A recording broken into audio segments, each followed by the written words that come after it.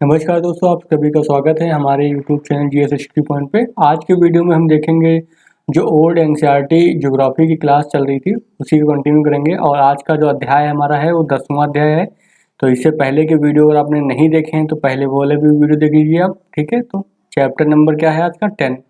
तो इसमें हम किसको पढ़ेंगे, तो सोने और हीरो का देश क्या है, दक्षिण अफ्रीका यानी साउथ अफ्रीका को हम पढ़ेंगे। तो हमने इस अफ्रीका के अन्य देशों जो प्रमुख देश हैं उनको देख लिया है। तो ये लास्ट है आपका कौन सा है, दक्षिण अफ्रीका। तो हम दक्षिण अफ्रीका को देख लेते हैं, एक बार मैप में देख लेते हैं कि दक्षिण अफ्रीका की स्थिति क्या है, यानी कहाँ पे है ये लोकेशन देख लेते हैं।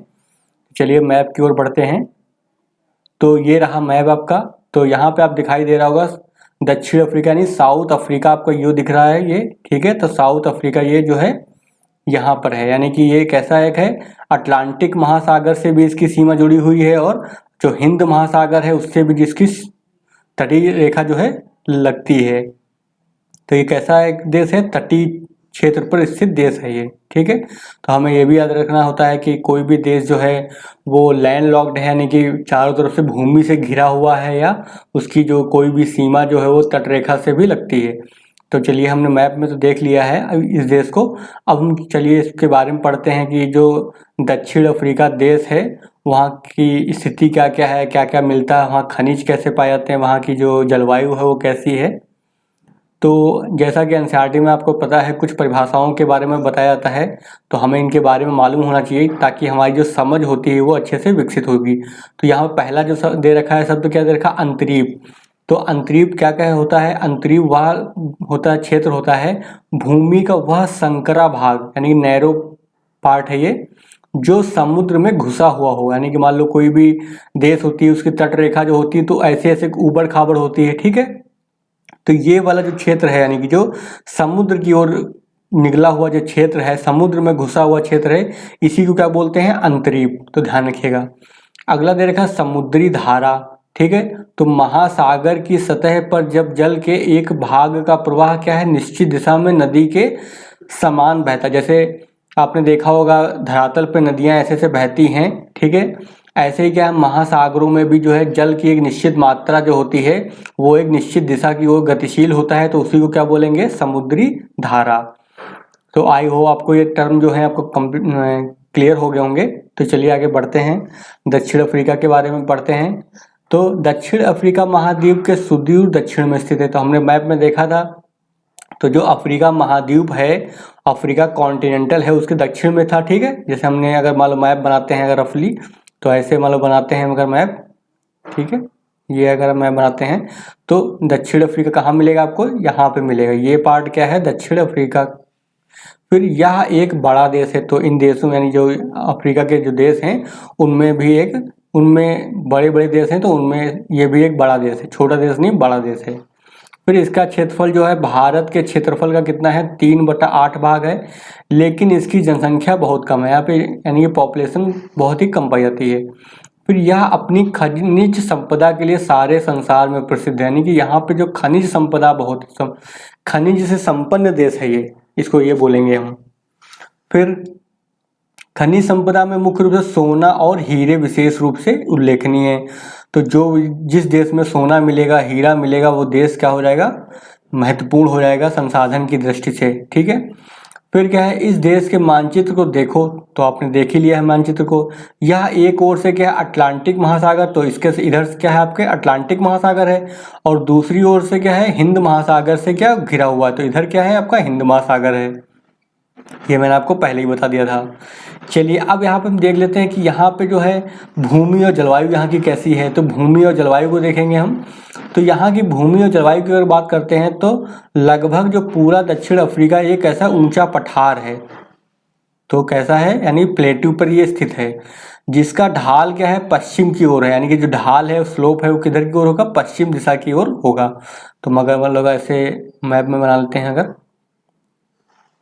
रफली में बना दिया सही, मान लीजिए अगर है तो ढाल किधर होगा, पश्चिम की ओर, यानी कि नदियां की जो है इधर से पूर्व से पश्चिम की ओर बहेंगी, ठीक है। इस पठार के जो पूर्वी, तो इस पठार के जो पूर्वी हिस्से जो हैं तो इस पठार के पूर्वी किनारे पर क्या है, ड्रैकेंसबर्ग पर्वतमाला है। तो वहाँ पे कभी भी आपसे पीटी में पूछा जाए कि ड्रैकेंसबर्ग पर्वतमाला कहाँ फैली हुई है, यानी ड्रैकेंसबर्ग पर्वत कहाँ पहले पाए जाते हैं, तो हमेशा याद रखिएगा दक्षिण अफ्रीका में, साउथ अफ्रीका में जो है ड्रैकेंसबर्ग पर्वतमाला फैली हुई है।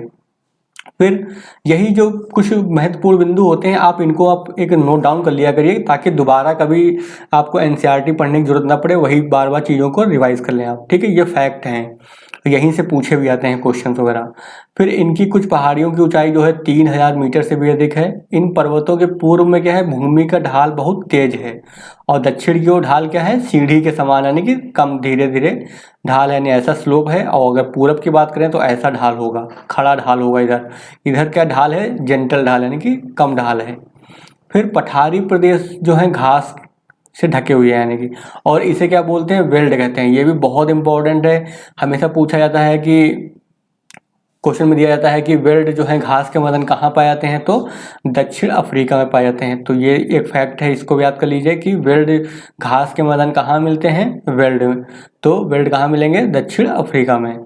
फिर यह डच भाषा का शब्द है जिसका अर्थ होता है घास का मैदान। तो ये याद करने की जरूरत नहीं, बस आप याद कर लीजिए वेल्ड कहाँ है, दक्षिण अफ्रीका के घास के मैदान को वेल्ड बोलते हैं।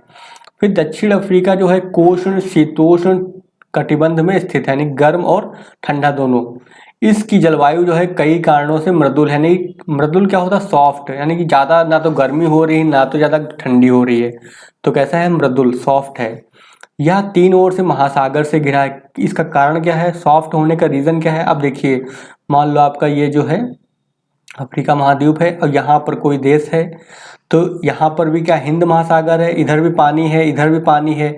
तो यानी कि महासागर के क्या है, नज़दीक है ये, ठीक है। और जो विषुवत रेखा निकलती है वो यहाँ से निकलती हुई, ठीक है। अब देखिए ये क्या है, तीन तरफ से, यानी पानी इधर भी है, एक साइड से पानी इधर है, एक साइड से पानी इधर है, एक साइड से, यानी तीन तरफ से पानी से घिरा। और इधर से इधर क्या है आपका स्थल भाग, यानी भूमि भाग हो गया, ठीक है। तो इसकी वजह से क्या, यहाँ की जो जलवायु पाई जाएगी उस पर समुद्री जलवायु का प्रभाव अधिक होगा, इसीलिए यहाँ की जो जलवायु होती है वो मृदुल है, ना तो ज़्यादा ठंडा होगा ना तो ज़्यादा गर्म होगा। फिर पठार की अधिक ऊंचाई यहाँ की जलवायु को शीतल बनाती है। अब जैसे जैसे हमको पता है पहाड़ पर यानी पर्वत में ऊपर जाते हैं, सीधी सी बात यह है, अगर समुद्र तल है आपका, ये समुद्र तल है, सी लेवल है, सी लेवल से जैसे जैसे आप ऊंचाई पर जाएंगे तो क्या होगा, तापमान में कमी आती है। और कितनी कमी आती है, 165 डिग्री पर जो है, 165 मीटर की ऊंचाई पर, 165 मीटर की ऊंचाई पर 1 डिग्री सेंटीग्रेड तापमान कम होता है, ठीक है। तो जैसे से ये क्या है, पठारी भाग में बसा हुआ है पूरा जो देश है, तो पठार क्या होता है, ऊंचाई पे होते हैं, तो जाहिर सी बात ऊंचाई पे क्या होगा, इनके तापमान में कमी आएगी। तो वही लिखा हुआ, पठार की अधिक ऊंचाई यहाँ की जलवायु को शीतल बनाती है, यानी कि ठंडा बनाती है। फिर साथ ही पश्चिमी तट के साथ ठंडी समुद्री धारा बहने के कारण, जो पश्चिमी तट है यानी ऐसे धाराएं बहती हैं और ऐसे आकर के मुड़ जाती हैं यहाँ पर ऐसे, तो इस क्षेत्र में ठंडी समुद्री धाराएं बहती हैं। अब ठंडी समुद्री धाराएं बहेंगी तो वहाँ का तापमान क्या हो जाएगा, कम हो जाएगा। और गर्म अगर समुद्री धारा होती तो तापमान बढ़ जाता। तो जैसी समुद्री धारा होगी तो वो उस तरह का प्रभाव डालेगी वहाँ के जलवायु पर। तो वही लिखा हुआ, साथ ही जो पश्चिम जो तट है उसके साथ ठंडी समुद्री धारा बहने के कारण यहाँ की जलवायु कैसी है, और भी शीतल हो जाती है, ठंडी हो जाती है। फिर ऑरेंज और वॉल नदियाँ डेक्कनसबर्ग पर्वत से निकलती हैं। तो हमेशा याद रखिए, ऑरेंज और वॉल नदियाँ कहाँ बहती हैं, तो साउथ अफ्रीका में बहती हैं और ड्रैकेंसबर्ग पर्वत से निकलती हैं। और ये पश्चिम की ओर बहती हुई जो है अटलांटिक महासागर में गिरती हैं। तो क्वेश्चन कैसे पूछा जाएगा कि यूपीएससी लेवल का अगर क्वेश्चन बनाते हैं तो यूपीएससी में कैसा क्वेश्चन आएगा, ये स्टेटमेंट दे देगा कि ऑरेंज और वॉल नदियाँ अटलांटिक महासागर में गिरती हैं, या फिर दे देगा कि ऑरेंज तथा वॉल नदियाँ हिंद महासागर में गिरती हैं। तो हमको पहचानना होगा कि स्टेटमेंट कौन सा सही है कौन सा गलत है। तो हमें याद रखना है कि जो ऑरेंज और वॉल नदियाँ जो हैं डेक्कनसबर्ग पर्वत से निकलती हैं, यहाँ जो पर्वत श्रृंखला है इस एरिया में, यहाँ पे क्या है, पर्वत श्रृंखला है, और इस तरह से निकलती और ऐसे बहते हुए यहाँ पे अटलांटिक महासागर में वो गिर जाती हैं। क्यों ऐसा, क्योंकि ढाल किधर की ओर है, पश्चिम की ओर ढाल है इसका। फिर अगला क्या है, लिम्पोपो नदी, लिम्पोपी नदी जो है मुख्य यहाँ की है, एक लिम्पोपी नदी देश की उत्तरी सीमा के साथ साथ कुछ दूरी तक बहती है। तो जो लिम्पोपी नदी है ये, ठीक है, ये भी ध्यान रखिएगा। तो लिम्पोपी नदी जो है देश की उत्तरी सीमा के साथ, यानी कि यहाँ पे जो देश होगा, ये ऐसे मान लो अगर ये बनाते हैं तो ये हो गया आपका, ठीक है। तो लिम्पोपी नदी जो है यहाँ पर बहती है, देश की जो उत्तरी सीमा है, उत्तरी भाग क्या हुआ दक्षिण अफ्रीका का उत्तरी सीमा यही तो बनेगी, ठीक है। तो वो लिम्पोपी नदी जो है देश की उत्तरी की सीमा के साथ साथ जो है कुछ दूरी तक बहती है। फिर देख लेते हैं आगे लिख रहा है, तटीय भागों को छोड़कर देश के जो है सभी भागों में वर्षा अधिक नहीं होती है, ठीक है। तो इस क्षेत्र के अलग अगली खास बात क्या होगी, जो तटीय क्षेत्र होगी वहां पे तो क्या होगी, अच्छी खासी बारिश होगी। तो तटीय भागों को छोड़ करके देश के शेष भागों में वर्षा अधिक नहीं होती, ध्यान रखना। और वर्षा की जो मात्रा है दक्षिण से उत्तर की ओर तथा पूरब से पश्चिम की ओर क्या होती, घटती जाती है। तो बहुत ही आसान है, कहीं पर अगर वर्षा होनी है कितनी मात्रा में होनी है इसको पहचानने के लिए क्या तरीका है कि एक तरीका आपको यह देखना पड़ेगा, हमको लोकेशन देखनी पड़ेगी, देश है कहाँ पर। अब देखिए ये जो हवाएं हैं जो इधर चलेंगी वो, तो देखिए यहाँ से जैसे जैसे हम समुद्र से अंदर की ओर जाएंगे, यानी ऐसे इधर की ओर जाएंगे, इधर की ओर, तो दक्षिण से उत्तर की ओर जाएंगे तो जाहिर सी बात समुद्र से दूर जा रहे हैं तो जाहिर सी बात है क्या होगी, बारिश वर्षा में जो क्या होगी, कमी होगी, ठीक है। ऐसे ही जो पूरब से अगर हम पश्चिम की ओर जाएंगे, इधर की ओर जाएंगे, तो पूरब से जो पश्चिम की ओर जाएंगे, अंदर की ओर जाएंगे, तो यहाँ पर क्या हो जाएगा, वर्षा में कमी आएगी। फिर देश के अधिकांश इलाके में जो वर्षा है वो ग्रीष्म ऋतु में होती है। तो अगली खास बात क्या है, जो वर्षा होगी वो कब होगी, ग्रीष्म काल में होगी। किंतु दक्षिण तटीय प्रदेश में वर्षा जो है शीत ऋतु में होती है। जो दक्षिण का जो तटीय क्षेत्र है, ठीक है, दक्षिण तटीय प्रदेश में जो वर्षा कब होती है, वर्षा शीत ऋतु में होती है। तो शीत ऋतु में हमेशा वर्षा वहां पर होगी जहां पर जो है 30 डिग्री से जो है 40 डिग्री का जो क्षेत्र होगा वहीं पर हमेशा जो वर्षा होगी वो कब होगी, शीतकालीन वर्षा होती है। तो हमेशा आप मैप में देखेंगे तो इसका जो दक्षिणी हिस्सा है, दक्षिणी हिस्सा जो है ये वो 30 से 40 डिग्री के बीच में मिलेगा आपको, ठीक है। चलिए आगे देख लेते हैं।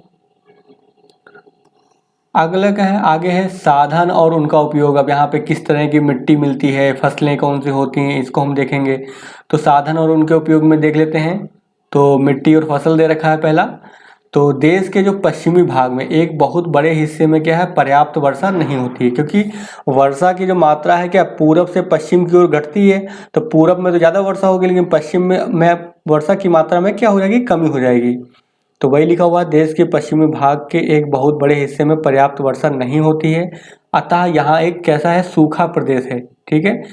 पूर्वी भाग में अच्छी वर्षा होती है किंतु इस भाग की अधिकांश भूमि कैसी है, पहाड़ी है। हमने बताया ना, अभी अभी आपको बताया था कि यहाँ की जो भूमि थी, जो यहाँ पे हमने देखा था अभी, तो इस वाले एरिया की जो भूमि है कैसी, वो पहाड़ी है ना, पठारी है, पहाड़ी है। यहाँ पर ड्रैकेंसबर्ग पर्वत श्रृंखला है, यहाँ पर ड्रैकेंसबर्ग पर्वत श्रृंखला, जिसकी वजह से क्या है, यहाँ पे पहाड़ी एरिया होगा तो वहाँ पे खेती नहीं हो पाएगी ना। तो वही लिखा हो, पहाड़ी होने के कारण कृषि योग्य भूमि नहीं है। सिर्फ जो है उत्तरी भाग, जो मध्य उत्तर का जो मध्य भाग है, ये बीच का हिस्सा है जो उत्तर का मध्य भाग है, वहाँ पे वेल्ड प्रदेश की भूमि उपजाऊ है तथा यहाँ सामान्य वर्षा होती है, ना तो ज़्यादा होती है ना कम होती है। इसलिए देश की जो कुल भूमि के 8वें हिस्से पर ही खेती की जाती है और मक्का यहाँ की क्या है, मुख्य फसल है। तो अगर कभी पूछा जाए आपसे कि इस एरिया में कौन सी फसल होगी, तो मक्के की फसल यहाँ की मुख्य फसल होती है। फिर इसके अलावा गेहूँ, जौ और कई अन्य फसलें भी यहाँ पे उगाई जाती हैं। तो बहुत ही आसान चीज़ें हैं, जो फैक्ट हैं वो लिख लीजिएगा आप। अब चलिए मैप में देख लेते हैं एक बार, तो मैप में देख लेते हैं इसका डिटेल। तो यहाँ पर देखेंगे आप, इधर यहाँ पर ड्रैकेंसबर्ग पर्वतमाला है, यहाँ पे देखा ना, ये देखिए पर्वतीय क्षेत्र है। तो इस एरिया में जो है खेती नहीं कर पाएंगे, खेती मुख्य रूप से कहाँ होगी, इस वाले एरिया में होगी। फिर जो मध्य का एरिया हो गया, ठीक है। अब इधर क्या, इधर क्या होगा, इधर सूखा का क्षेत्र है, ठीक है। इधर के बारिश की मात्रा में कमी आती है जिसकी वजह से इधर कैसा क्षेत्र है, सूखा क्षेत्र है। चलिए आगे देख लेते हैं। पशुपालन की बात कर लेते हैं यहाँ पे। अब खेती तो होती नहीं ज़्यादा है तो पशुपालन करेंगे ना फिर। तो दक्षिण अफ्रीका में कृषि की अपेक्षा पशुपालन की का अधिक महत्व है, क्योंकि खेती के लिए जमीन ही नहीं है, लेकिन पशुओं को पालने के लिए क्या होता है, उधर चारा चाहिए उनको, चारागाह चाहिए होते हैं, तो वो तो पर्वतीय क्षेत्रों में भी होता है, मिल जाएगा। लेकिन कृषि करने के लिए समतल भूमि चाहिए होती है, तो वही इसीलिए वहाँ पे जो है खेती की तुलना में पशुओं का अधिक महत्व होता है। चारागाहों में क्या है, पशुओं के प्रजनन और पालन को क्या बोलते हैं, पशुचारणिक खेती कहते हैं। पशुओं तथा भेड़ बकरियों को दूध हो गया, मांस हो गया, ऊन हो गया, खाल प्राप्त करने के लिए पाला जाता है। फिर दक्षिण अफ्रीका की जो मेरिनो भेड़ है, तो कभी भी पूछा जाए कि मेरिनो भेड़ कहाँ की है, तो दक्षिण अफ्रीका में पाई जाने वाली एक अच्छी नस्ल की भेड़ है। तो वही लिखा, मेरिनो भेड़, भेड़ जो है अच्छी किस्म की ऊन के लिए विख्यात है पूरे विश्व भर में। विश्व में ऊन के निर्यातक में जो है देशों में ऑस्ट्रेलिया के बाद इसका दूसरा स्थान है, यानी कि दक्षिण अफ्रीका में भी जो है अच्छी खासी मात्रा में जो है ऊन का उत्पादन किया जाता है। फिर क्या है, कुछ भागों में जो है फार्मों पर फसल उगाने के साथ साथ पशु भी पालते हैं, यानी कृषि भी कर रहे हैं, साथ में जो है पशुओं को भी पालते हैं। इस प्रकार की कृषि को क्या बोलते हैं, मिश्रित कृषि कहते हैं। अब देखो यहाँ पे नया टर्म आया है, क्या है, मिश्रित कृषि। ठीक है, बहुत ज़्यादा लोग कंफ्यूज होते हैं। मिश्रित कृषि का लोग मतलब समझते हैं कि बहुत सारी मतलब फसलें एक साथ उगाना होता है, गेहूं भी उगा रहे हैं, दाल भी उगा रहे हैं, तो ये मिश्रित फसल नहीं होता है, ये मिश्रित फसल नहीं होता है। मिश्रित फसल उसको बोलते हैं, मिश्रित कृषि। तो मिश्रित कृषि किसको बोलते हैं, मिश्रित कृषि बोलते हैं जब खेती यानी कि कृषि के साथ क्या करें, कृषि भी हो और साथ में क्या करें, पशुपालन भी हो। दोनों चीजों को एक साथ करते हैं जब हम, तो उसको क्या बोलते हैं, मिश्रित कृषि। भारत के एग्जांपल लेते हैं, तो भारत में देखा होगा, जो गांव में जाएंगे तो हर गांव में हर घर के अंदर जो है खेती भी की जाती है और पशुओं को भी साथ में पाला जाता है। तो इसको क्या बोलेंगे हम, मिश्रित कृषि। ठीक है, फिर देख लेते हैं आगे क्या है। आगे ये दे रखा है, खनिज और उद्योगों की बात कर लेते हैं कि खनिज और उद्योग की अगर बात करते हैं कि कौन कौन से यहाँ पे खनिज पाए जाते हैं, कौन कौन से किस प्रकार के उद्योग लगाए गए हैं यहाँ पर, तो उनको देखते हैं अगर। तो देखिए यहाँ पर क्या है, दक्षिण अफ्रीका विश्व में सबसे अधिक सोने और हीरो का उत्पादन करता है। ठीक है, तो सोने और हीरे के उत्पादन में ये बहुत ही आगे है।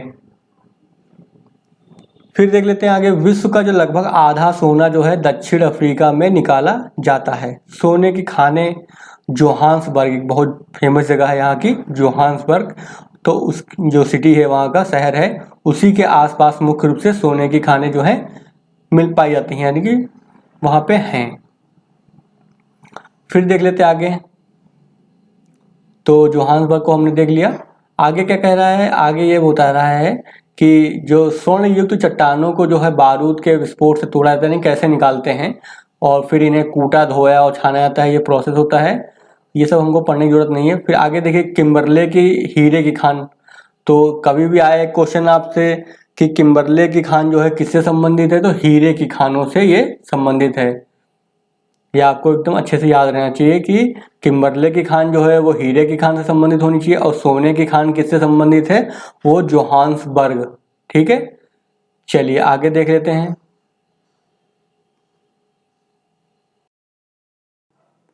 आगे देखिए, आगे यहाँ पे दे रखा है, जो इसके साथ जो है सोने और जो हीरे के अलावा जो है प्लेटिनम हो गया, मैग्नीज हो गया, यूरेनियम हो गया, तांबा हो गया, लोहा है, एस्बेस्टस है, कोयला है, और अन्य मुख्य खनिज भी यहाँ पे पाए जाते हैं। खनन यहाँ के लोगों का मुख्य व्यवसाय हो गया, क्योंकि वहाँ पे बहुत ज़्यादा मात्रा में जो है अवेलेबल है वहाँ संसाधन, तो इसकी माइनिंग करने के लिए वहाँ पे जो है काफ़ी लोग काम करते हैं, तो उनका जो है मुख्य व्यवसाय माइनिंग करना होता है। चलिए आगे देख लेते हैं, अफ्रीका महाद्वीप में दक्षिण अफ्रीका जो है उद्योग धंधों में सबसे आगे है। तो उससे आगे बात करता है कोई, अफ्रीका महाद्वीप में सबसे आगे कौन सा है उद्योग धंधों में, कौन सा देश है, तो अफ्रीका, दक्षिण अफ्रीका यानी कि डेवलप्ड है बहुत काफ़ी। खेती से प्राप्त कच्चे माल से यहाँ अनेक वस्तुएं बनाई जाती हैं।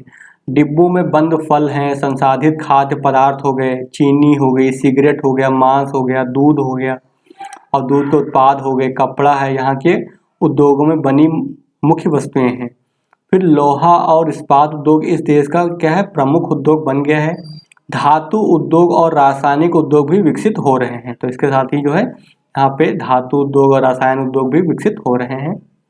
चलिए आगे देख लेते हैं, जो जनसंख्या की बात कर लेते हैं, तो जनसंख्या हमको नहीं पढ़नी है।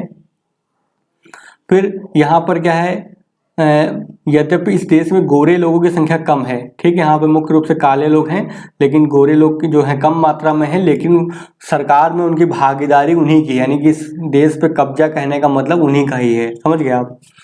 फिर भी सरकार का संचालन उन्हीं के द्वारा हो रहा है, दूसरे लोगों का शासन में कोई हाथ नहीं है। यहाँ के कानूनों के अनुसार गोरे और आश्वेत मिलकर नहीं रह सकते। आश्वेत लोग केवल उन्हीं स्थानों पर रह सकते हैं जो उनके लिए निर्धारित हैं, यानी कि यहाँ पे काले गोरे का बहुत ही अधिक भेदभाव है। वे केवल इन्हीं स्थानों पर भूमि के मालिक हो सकते हैं। आश्वेतों को ऊंचे पदों पर काम करने का मौका नहीं दिया जाता, यानी जो काले लोग होते हैं उनको ऊंचे ऊंचे पद होते हैं, जो नौकरी होती है ऊंचे पदों वाली, उन पे उनको नहीं रखा जाता है। वे अधिकतर क्या है, मुख्य रूप से खानों में काम करते हैं और खेतों वगैरह में काम करते हैं, मजदूरी करते हैं।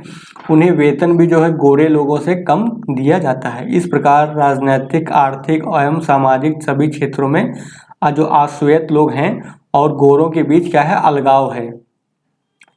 जाति और रंग के आधार पर भेद करने की नीति को क्या बोलते हैं, रंग भेद नीति, या फिर इसको इंग्लिश में क्या बोलते हैं, अपार्थिड, ठीक है, अपार्थिड कहते हैं। तो इंग्लिश भी याद रख लीजिए, कभी कभी दे देता है कि अपार्थिड का मीनिंग क्या होता है, तो हमें पता होना चाहिए, ठीक है। आगे देखा, संसार के किसी भी अन्य देश में जो है मानव अधिकारों की इस तरह अवहेलना नहीं की जाती है, यानी कि यहाँ पे मानव अधिकारों की बहुत ज़्यादा अवहेलना, अनदेखी की जाती है। फिर यहाँ के जो आश्वेत अपने मूल अधिकारों के लिए क्या कर रहे हैं, संघर्ष कर रहे हैं।